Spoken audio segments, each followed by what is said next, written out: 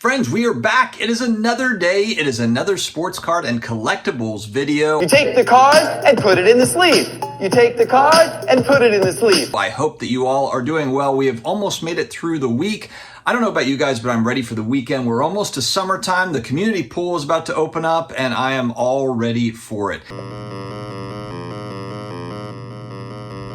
If you're new here looking for daily sports card collectible style videos, definitely subscribe. Think about subscribing down below so that you don't miss any of them. I'm also on IG and Twitter. On IG, I'm at SportsCardDad. Also, huge thanks to those that have been utilizing the affiliate links down below for eBay purchases, as well as SlabMags. Like I said, I think I'm the only guy on the internet that's got a 10% off code for SlabMags. Keep your mid to high-end cards safe, so definitely check out SlabMags, and thank you again for the eBay usage through the affiliate link. I've been reflecting on this lately, actually, especially since watching King of Collectibles, Ken Golden's new show on Netflix. Every card, every collectible has a story.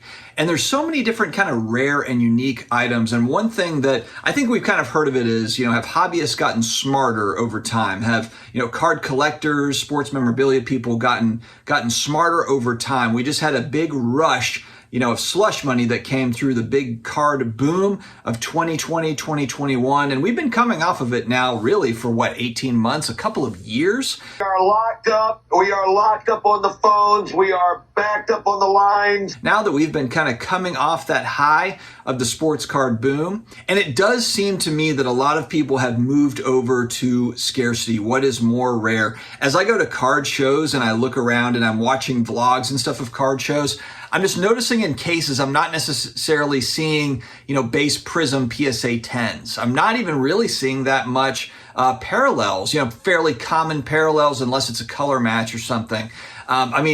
You're seeing a lot more unique items. You're seeing people that are chasing, outside of the box, music cards or, culture cards, non-sports, or just sports card sets that might not be as widely available.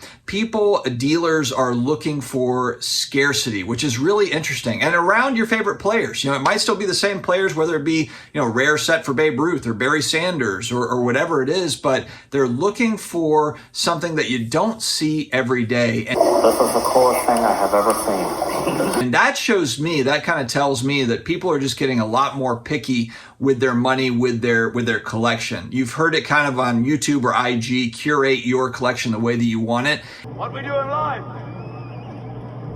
echoes in eternity. And I really think that people have taken that to heart. If you look back, and we just did a basketball video, basketball cards dropping with Modern Ultra Modern, taking a massive bath over the last couple years. And it's pretty obvious to see that a lot of the spec money, the speculation money that came in during that pandemic period was focused around basketball. Those were times where you could, buy a player, they drop 40 points, they're relative unknown and their cards spike, and there's kind of some arbitrage there, there's some volatility.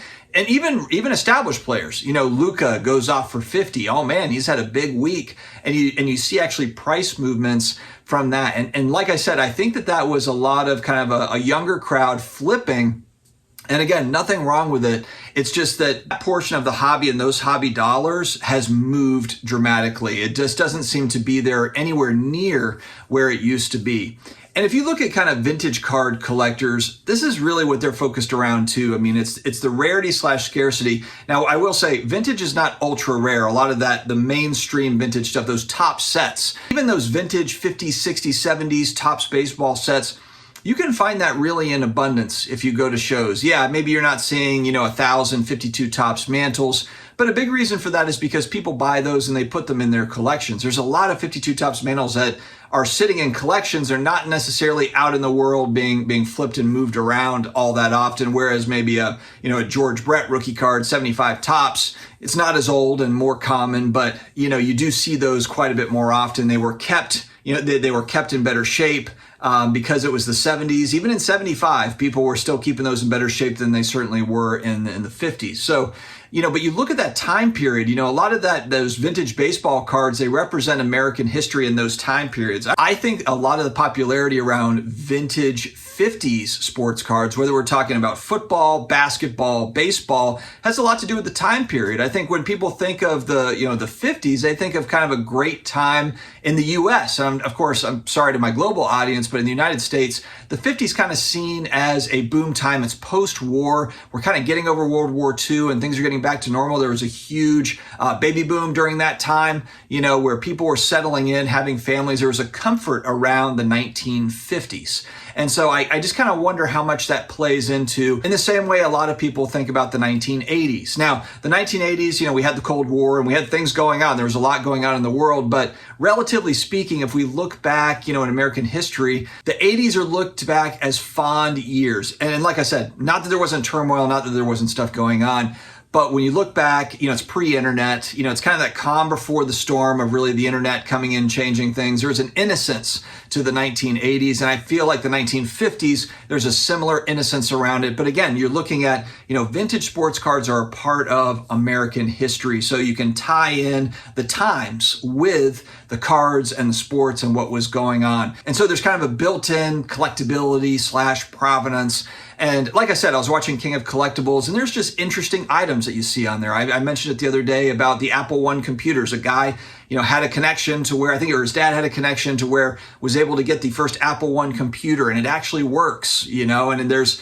actually some handwriting from Steve Jobs, some really, really unique stuff. Mike Tyson brings in his trunks that he wore, the cover of Mike Tyson's Punch-Out for the NES. Peyton Manning has got his Sports Illustrated. He's got a Sports Illustrated because he had a subscription when he was at the University of Tennessee. And so it's got him on the cover of this Sports Illustrated magazine. And then the subscription, of course, reads, Peyton Manning, and his address at his dorm room at the University of Tennessee. And he's kind of asking Ken Golden, well, what do you think this would go for? And it's interesting because what would it go for? Basically what somebody would be willing to pay for it. But there's probably a huge Peyton Manning fan, maybe a handful of them. Maybe there's 50 Peyton Manning fans that would be interested in something like that. Now, what price point would they be interested? That's where it gets, I guess, fun, on that auction side to find that out. But I think that is kind of what's really fun about right now in collectibles. It's an interesting time in collectibles where there's really a heavy focus on, the rarity, the scarcity of certain things, the provenance behind those items, and what it means for, current and future values. But also I think about it too, there's probably a lot of folks like myself too that just want like a cool office item that has a story behind it. You have maybe one or two pieces, maybe a handful depending on your budget, but you've got these pieces in your office to where you're just like, wow, that's incredible. Like the man cave / office or woman cave, it's really interesting how we've evolved. And not that sports cards, sports memorabilia, movie memorabilia, and this stuff hasn't always been around. It has, but it's certainly becoming more and more mainstream. And it's not to say that we're all spending $1 zillion on movie memorabilia, but it seems to be more accepted or cool, for us to kind of nerd out a little bit and have a piece or two that really kind of sticks with us. So this video is just kind of open thoughts. It's open thought time. I'm not tying this in anywhere, but I just really like the direction of kind of where collectibles are going, where you've got this stuff coming out of collections. You have a lot of these athletes that are bringing stuff out, now that, sports memorabilia becoming more and more mainstream, as I said. And so we're starting to see some really, really neat things that are hitting auction. And again, it's not just it's sports cards, culture cards, or pop culture stuff. And again, we go back, and I just said it. I believe the 80s, the 90s, early 2000s, this was basically like when a lot of today's pop culture stuff was born out of. Everyone's so big into Pokemon. Started in the 90s. Are you ready to be the ultimate Pokemon Master Trainer? Yes, I think I am. Everyone's big on Mario. Super Mario Brothers movie just came out. The Nintendo Entertainment System. It's the 80s. All the movies that are remade from the 80s and the 90s. It's endless. So pop culture, while it might be temporary for certain brands and this and that and whatever, you're seeing generations cascade over to where they're also into these things. The 35-year-olds that are into Pokemon, they have young kids that are also into Pokemon, and so forth with all these certain things. So I don't know, guys, just throwing my thoughts into a video and putting it out into the world. Let me know your thoughts below. stay healthy, stay awesome, and I will talk to you again later.